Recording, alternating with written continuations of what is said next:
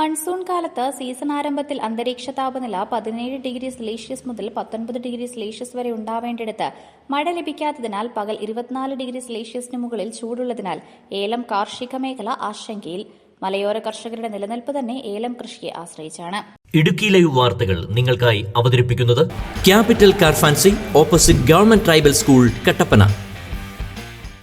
കവാത്തും കളപറിക്കലും തണൽ ക്രമീകരണവും വളം കീടനാശിനി പ്രയോഗങ്ങളുമടക്കം പണികൾ ഏറെയാണെങ്കിലും റീപ്ലാന്റിങ്ങിനും ആദായം ലഭിക്കുന്നതിനും ഹ്രസ്വകാലം മതിയെന്നത് കർഷകരെ ഏലം കൃഷിയിലേക്ക് ആകർഷിക്കുന്നു.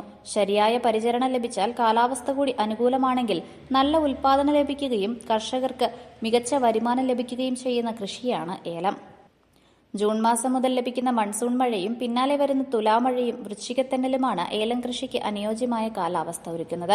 ജനുവരി മാസത്തോടെ വേനൽ കടുക്കുമ്പോൾ ജലസേചനം വഴി കൃഷിയെ പിടിച്ചു നിർത്തുവാനും കർഷകർ ഏറെ കഷ്ടപ്പെടുന്നു. ഇടുക്കി ജില്ലയിലെ ഏലം മേഖലയിൽ ഈ വർഷം ഉണ്ടായിരിക്കുന്ന മഴക്കുറവ് ഒരു വലിയ പ്രതിസന്ധിയാണിപ്പോൾ സൃഷ്ടിച്ചുകൊണ്ടിരിക്കുന്നത്.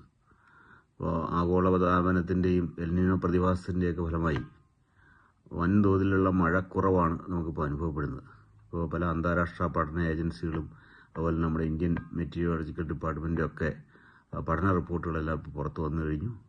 അതിലെല്ലാം ഏതാണ്ട് 50% മഴക്കുറവാണ് ഇടുക്കിയിലെ കാർഡമ ഹിൽസിൽ ഇതുവരെ രേഖപ്പെടുത്തിയിട്ടുള്ളത്.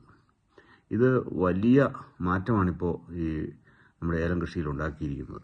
കായ പിടിക്കുന്നില്ല, പൂ തന്നെ കൊഴിഞ്ഞു പോവുകയാണ്. പൂ വിരിയും, അത് കൊഴിഞ്ഞു പോകും. ഒരു ചെടിയിൽ പോലും ശരിയായ വിധത്തിലുള്ള ഒരു കാപിടുത്തം ഇതുവരെ ഈ സീസണിൽ ഉണ്ടായിട്ടില്ല. ആദ്യം മെയ് മാസത്തിൽ കുറച്ച് മഴയൊക്കെ കിട്ടി, കുറച്ച് കായൊക്കെ പിടിച്ചെങ്കിലും പിന്നീട് ഇങ്ങോട്ട് ശരം കണ്ടു കഴിഞ്ഞാൽ നമുക്ക് തന്നെ വലിയ വേദന തോന്നുന്ന രീതിയിലാണ് നിൽക്കുന്നത്. ഒരു ശരത്തിലും അവിടെ എവിടെയായി കൊത്തിൽ അവിടെ എവിടെയായി ഓരോ കായയെ മാത്രമേ ഇതുവരെ പിടിച്ചിട്ടുള്ളൂ. മാത്രമല്ല, ഈ പെസ്റ്റ് അറ്റാക്ക്, ഈ മഴക്കുറവ് മൂലം ഉണ്ടാകുന്ന പെസ്റ്റ് അറ്റാക്ക് അതിരൂക്ഷമാണ്. ത്രിപ്സ് വല്ലാതെ പെരുകുന്നു, ബോറർ കണ്ടമാനം വർദ്ധിക്കുന്നു. ഇതെല്ലാം നമ്മുടെ കൃഷി ചെലവ് അതിഭയങ്കരമായി വർദ്ധിക്കുന്നതിനും കാരണമായിട്ടുണ്ട്. കാരണം നമ്മൾ ഈ ഒരു നല്ല വിലയൊക്കെ ഉള്ള ഒരു സീസൺ ആയിരുന്നതുകൊണ്ട് നല്ലപോലെ ഇൻപുട്സ് എല്ലാം കൊടുത്ത് ഈ വർഷം ഒരു മികച്ച ക്രോപ്പ് എടുക്കാം എന്ന പ്രതീക്ഷയിൽ ജോലി കാര്യങ്ങളെല്ലാം ചെയ്ത് നല്ല തോതിൽ ഇൻവെസ്റ്റ്മെൻറ്റ് നടത്തിയിട്ട് ഇരിക്കുമ്പോഴാണ് ഈ കാലാവസ്ഥ വ്യതിയാനം നമ്മളെ ഇപ്പോൾ പ്രതികൂലമായി ബാധിച്ചിട്ടുള്ളത്.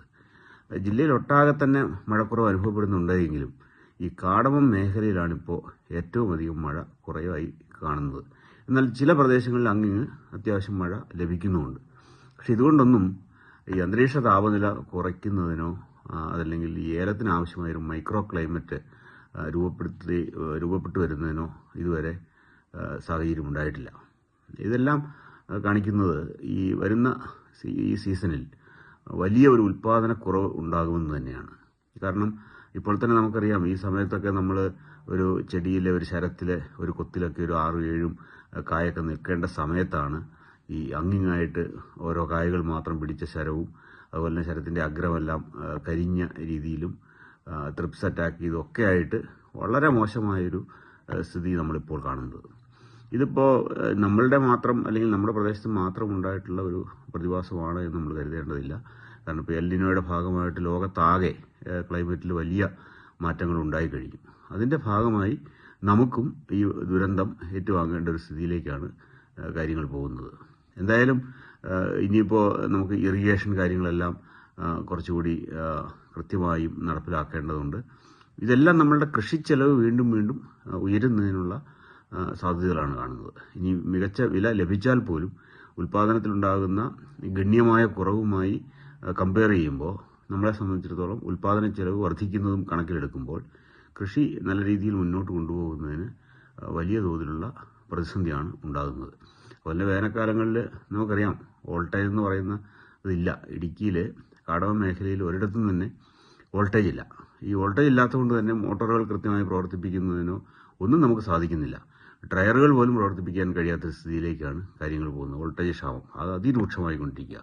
ഈ വർഷത്തെ ഈ മഴക്കുറവ് മൂലം ഡാമുകളിൽ വെള്ളം കൂടി ഇല്ലാതെ വന്നു കഴിഞ്ഞാൽ തീർച്ചയായിട്ടും നമ്മുടെ ഇലക്ട്രിസിറ്റി സപ്ലൈ ഏത് സ്ഥിതിയിലേക്കാകുമെന്നുള്ള കാര്യം നമുക്ക് ഊഹിക്കാവുന്നേ ഉള്ളൂ. അപ്പോൾ ഈ വരുന്ന വേനൽക്കാലവും നമുക്ക് കടുത്തതായിരിക്കും.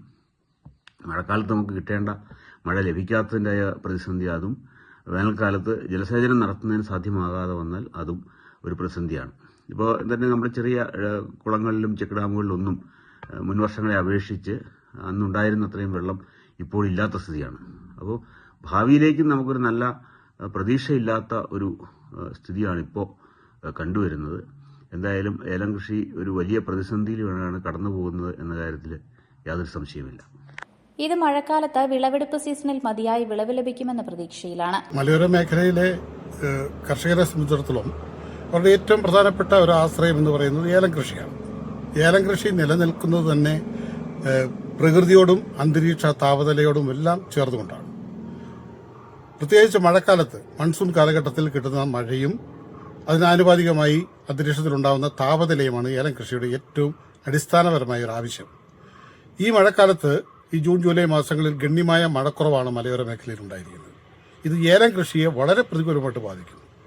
ഓരോ മഴക്കാലത്തിന് മുമ്പായി, സീസൺ ആരംഭിക്കുന്നതിന് മുമ്പായി ഏലകൃഷിയുടെ കവാത്തെടുക്കുക, കളപറിക്കൽ, തണൽ ക്രമീകരണം, വളപ്രയോഗങ്ങൾ, കീടനാശിനി പ്രയോഗങ്ങൾ അടക്കം വളരെയേറെ പണം ചെലവഴിച്ചും കായികാധ്വാനം നടത്തിയുമാണ് കർഷകർ വളരെ പ്രതീക്ഷയോടെ വിളവെടുപ്പ് കാലഘട്ടത്തെ പ്രതീക്ഷിക്കുന്നത്.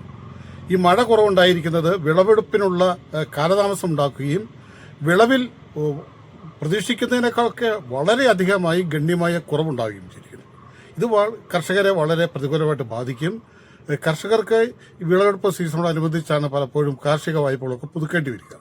അതിന് പറ്റാത്ത ഒരു സാഹചര്യത്തിലേക്ക് കടന്നു പോകുന്നു. ഒപ്പം മുന്നോട്ടുള്ള കാർഷിക പണികൾ ചെയ്യുന്നതിനുള്ള തടസ്സമുണ്ടാകുന്നു. അങ്ങനെ വലിയ പ്രതിസന്ധിയിലേക്കാണ് ഹൈറേഞ്ചിലെ ഏലം കർഷകർ കടന്നു പോകുന്നത്. ഓരോ സീസണും ആരംഭിക്കുമ്പോൾ തണൽ ക്രമീകരണം, കവാത്ത്, കളപറിക്കൽ, വളപ്രയോഗം, കീടനാശിനി തെളിക്കൽ തുടങ്ങി കർഷകർ ഏറെ ചിലവ് ചെയ്താണ് പ്രതീക്ഷയോടെ കാത്തിരിക്കുന്നത്. മഴക്കാലം ചതിച്ചാൽ ഏലം കർഷകർ വലിയ പ്രതിസന്ധികളെ നേരിടേണ്ടി വരും. വിളവെടുപ്പിന് കാലതാമസം വരുന്നതും വിളവ് കുറയുന്നതും കർഷകരെ വലിയ സാമ്പത്തിക ഞെരുക്കത്തിലേക്ക് കൊണ്ടെത്തിക്കും. ജൂൺ മാസത്തിലും ജൂലൈ മാസത്തിലും മലയോര മേഖലയിൽ മൺസൂൺ മഴ ഗണ്യമായി കുറഞ്ഞത് ഏലം കാർഷിക മേഖലയെ വലിയ പ്രതിസന്ധിയിലാക്കിയിരിക്കുകയാണ്. കാലാവസ്ഥാ വ്യതിയാനം ഏലത്തിലും വിവിധ രീതിയിലുള്ള രോഗങ്ങൾക്കും വഴിയൊരുക്കുന്നു. ഇത് കൃഷിയെയും ഉൽപാദനത്തെയും പ്രതികൂലമായി ബാധിക്കുന്നതും ഇത് പ്രതിരോധിക്കാൻ തുടർച്ചയായി കീടനാശിനി പ്രയോഗം നടത്തേണ്ടി വരുന്നതും കർഷകർക്ക് വലിയ സാമ്പത്തിക ചെലവിന് കാരണമാകുന്നു. കാർഷിക വായ്പകൾ പലിശയടച്ച് പുതുക്കാൻ പോലുമാവാത്ത സാമ്പത്തിക ഞെരുക്കത്തിലേക്കാണ് കർഷകർ എത്തിപ്പെട്ടിരിക്കുന്നത്. Idukki live news Nedumkandam. Idukki live വാർത്തകൾ നിങ്ങൾക്കായി അവതരിപ്പിച്ചത് ആത്മവിദ്യാലയമേ